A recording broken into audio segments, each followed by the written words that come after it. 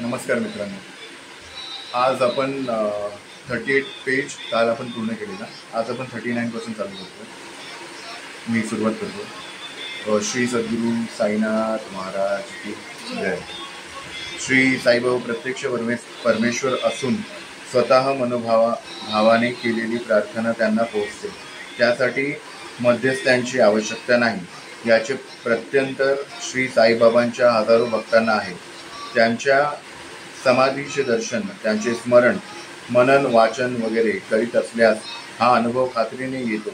श्री साईबाबांचे वेळीही असे पुष्कळ ढोंगी लोक तेथे येत आणि फजिती होऊनच परत जात.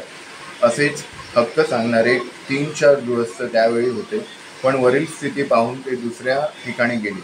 असा कोणी ढोंगी बुवाबाजी करू लागला, आपण कोणीतरी मोठे महाराज आहोत अशी स्वतःची समजूत करून घेऊ लागला तर बरोबरी करतोस का, असे म्हणून त्याला श्री साई जागे करीत असत. पण आज श्री बाबांच्या द्वारकामाईत आणि समाधी मंदिरातही काही लोक श्री बाबाच माझ्यात अवतीर्ण झाले आहेत असे लोकांस भासवून स्वतःच्या पाया पडून घेतात. आपल्या सद्गुरूची बरोबरी करण्याचे धाडस जी माणसे करतात त्यांचा शेवट कसा होतो हे वरील गोष्टीवरून दिसून येईल. अशा कृत्यांना उत्तेजन देणारे बहुधा सुशिक्षित समाजातले असून अशा महाराजांचे प्रस्थ वाढविण्यासाठी ते आपल्या हस्तकांतर्फे प्रचारही जोरात करतात. जगात प्रत्येक बाबतीत असे साधू तसे गोंधूही आढळतात. परमार्थाच्या बाबतीत तर याचा भरणा पुष्कळ आहे. कारण परमार्थ हा बुद्धीपलीकडचा विषय असून त्यामध्ये थोड्यात फार श्रद्धे वाचून पाऊल पुढे पडणे अशक्य. खोटे नाणे नको म्हणून व्यवहार भागेल का. परंतु ते जसे आपण पारखून घेतो तसेच साधूही पारखून घ्यावा लागतो. बाबा म्हणत असत की माझी हाडे समाधीतून बोलतील, लोक मुंगीसारखे येतील, माझ्या लेकरांना मी चिमणीसारखे पायाला दोरा बांधून माझ्याकडे आणेन वगैरे ही प्रचिती आता येत आहे.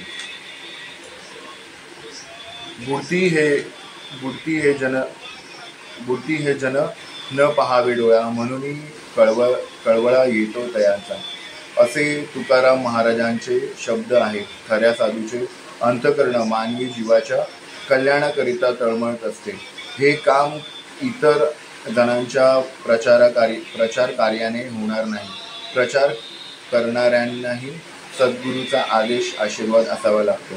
बहुधा सुरुवातीस मनुष्य आपला कार्यभाग साधण्यासाठी ईश्वराची प्रार्थना सकाम करीत असतो. अगर अशा पवित्र स्थानात किंवा एखाद्या सत्पुरुषाच्या दर्शनास जात असतो. हल्ली हजारो लोकांना श्री बाबांचे अनुभव असून गोंधूही बऱ्याच ठिकाणी आपला मुलामा चढवीत आहे. श्री साई महाराज जन्मसिद्ध पुरुष होते. ध्येय प्राप्तीला साधकांचा प्रयत्न हा पाहिजेच.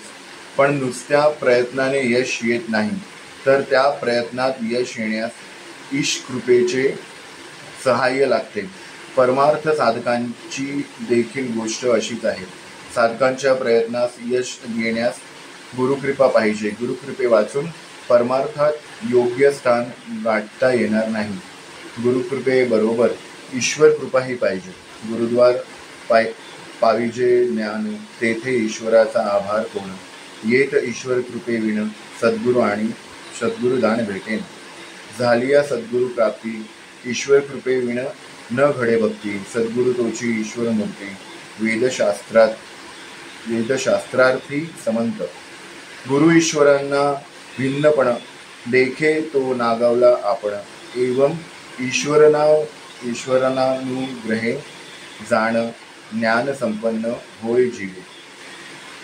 ईश्वरी कृपे वाचून सद्गुरू गाठ पडणे शक्य नाही असे योग वसिष्ठात यावरून म्हटले आहे. मायाळू आईबाप मिळणेही सर्वस्वी सुदैवावरचा अवलंबून असते. श्री साईबाबांची गुरुकिल्ली अगदी निराळी आहे. जशी कासवी आपल्या पिल्लांना काही न देता आपल्या नजरेने त्यांचे पोट भरत असते, त्याचप्रमाणे आमच्या सद्गुरूंनी कोणालाही उपदेश अगर मंत्र न देता आपल्या कृपेनेच निरनिराळ्या वेळी भक्तांच्या योग्यतेप्रमाणे त्यांना ब्रह्मानंद मिळवून दिला. श्री ह भ दासगणू महाराजांना पंढरपूर वारीला जाण्याचा अतिशय आवश्यकता वाटू लागल्यावरती आपणच श्री पांडुरंग आहोत, पंढरीत जाण्याची आवश्यकता नाही हे दाखवण्यासाठी शिर्डीतील द्वारकामाईतच स्वतः श्री पांडुरंग होऊन दर्शन दिले. कैलासवासी बापूसाहेब जोग यांनी श्री सद्गुरू अक्कलकोट स्वामींचे दर्शन घेण्याची इच्छा प्रकट केली आणि त्यांनी इतका हट्ट धरला की दुपारच्या आरतीसह आले नाही. आरतीच्या वेळी श्रींनी 2 वेळा बोलवण्यास पाठवल्यानंतर आले. आरती झाली आणि बाबांपुढे नमस्कार घालताना तेथे हजर असलेल्या सर्वांना श्री साईनाथांची श्री अक्कलकोट स्वामींच्या स्वरूपात दर्शन दिले. अशा महात्म्याची कृपा मिळविण्यास मध्य संस्थांची आवश्यकता पाहिजे का? श्री पांडुरंग भगवान कृष्ण, रामचंद्र प्रभू आदी देवतांचे जसे कोण शिष्य होऊ शकत नाही, तसे श्री सद्गुरू साईनाथांचेही कोणी शिष्य त्यांच्या हयाती झाले नाही, आताही नाहीत व पुढेही नाही. आपण सर्व त्यांचे भक्त आहोत. प्रेमाने आपल्या देवतेला प्रसन्न करून घेता येते हे या ग्रंथात अनुभवावरून दिसून येईल. हल्लीही असे अनुभव बहुधा प्रत्येकाला येत आहेत. श्री साईनाथांमुळे शिर्डी गावाला महत्त्व आले आहे. इतकेच नव्हे तर पंढरपूर, गाणगापूर, नाशिक, रामेश्वर, बद्रीनारायण, प्रयाग, काशी याप्रमाणे शिर्डी हे क्षेत्र झाले असे जागृत स्थान आहे. म्हणून श्री साईबाबांना संत गुरु अगर देव मानणाऱ्यांना पुन्हा सुचवावेसे वाटते की श्रींच्या चरणी जे मागणे असेल ते शिर्डीत अगर जगाच्या पाठीवर कोठेही राहून भक्तिभावाने आणि विश्वास ठेवून मागावे. सबुरी असू द्यावी, मनोरथ पूर्ण होतील. पण नकळत बुवाबाजीच्या आहारी जाऊन स्वतःचीच व दुसऱ्यांची फसवणूक करू नये. श्री साईबाबांचे परमभक्त कैलासवासी हरी सीताराम दीक्षित उर्फ काका यांचा उल्लेख या ग्रंथात पुष्कळ ठिकाणी आला आहे. ते श्री बाबांचे निस्सीम भक्त होते. दक्षिण भारतातील 1-2 भक्तांनी प्रसिद्ध केलेल्या आपल्या पुस्तकात श्री साईबाबा हे मुसलमान असून त्यांचा जन्म हैदराबादमधील एका गावी झाल्याचे नमूद केले आहे. या संबंधी कैलासवासी दीक्षित यांनी 25 वर्षांपूर्वी साई लीलेत प्रसिद्ध झालेल्या उपोद्घातात सुरुवातीसच माहिती दिली आहे. बाबांचे नाव साईबाबा कोणी ठेवले, बाबांकडे येणारे गृहस्थ, त्यावेळची परिस्थिती वगैरे माहिती भरपूर असल्यामुळे हा उपोद्घात या ग्रंथाच्या सुरुवातीस दिला आहे.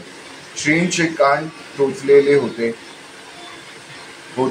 असे श्रींच्या सानिध्यातील पण हल्ली हयात असलेले श्री रामचंद्र दादा पाटील, सगुण मेरू नाईक, बाबाजी रत्न पारखी, दगडू सोनार वगैरे शिर्डीस येथील गृहस्थ सांगतात.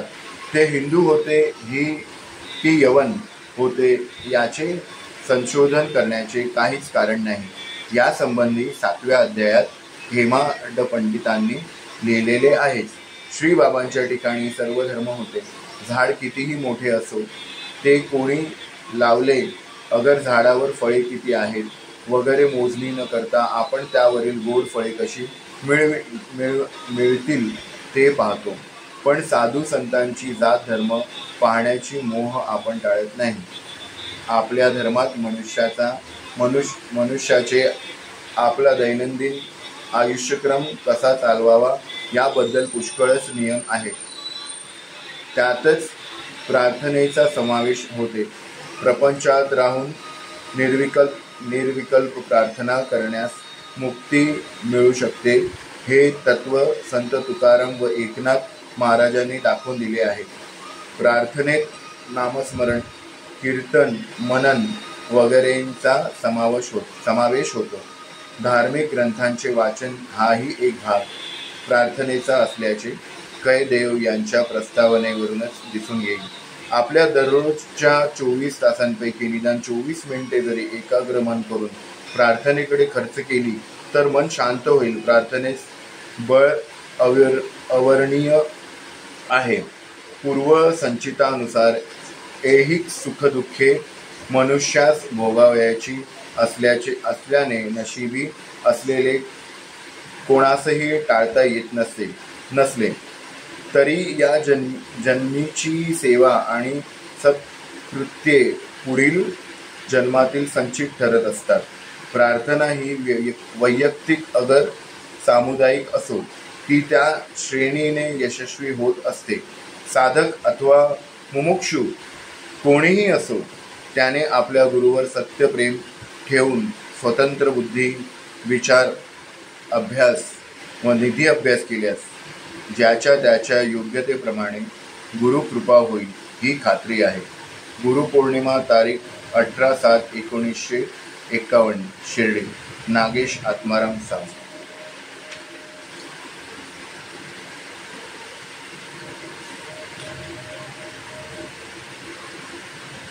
तर आज आपण 32-43 पेजपर्यंत श्री साई सच्चरित्र पूर्ण केलेलं आहे.